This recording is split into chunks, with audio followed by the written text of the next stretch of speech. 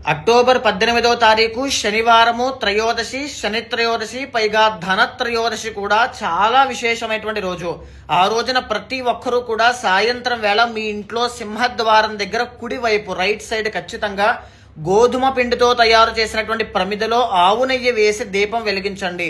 దీన్నే యమదీపము అంటారు. దీన్ని ఎవరైతే వెలిగించి అదే దీపాన్ని యమధర్మరాజుగా భావించి పూజిస్తారో ఇంట్లో మీ నాన్నగారికి కానీ, అమ్మగారికి కానీ, యజమానికి కానీ, కుటుంబ సభ్యులకి కానీ, మీకు కానీ ఆయుష్ దోషాలు ఏవైనా ఉంటే అవన్నీ తొలగించేస్తాను అని చెప్పి యమధర్మరాజే వరం ఇచ్చారు. కాబట్టి తప్పకుండా దీపాన్ని వెలిగించండి, ఆరాధన చేయండి. ఇక ఎడమ వైపున అదే రోజున సాయంత్రం వేళ రాగి చెంబు కానీ, రాగి బింది కానీ తీసుకుని అందులో నీళ్లు వేసి ఉత్తరేణి ఆకులు, తులసి ఆకులు వేసి ఆ బిందినే ధన్వంతరి స్వామిగా పూజించడం వల్ల ఇంట్లో దీర్ఘకాలిక ఆరోగ్య సమస్యలు రాకుండా ఇంటెల్లపాది ఐశ్వర్య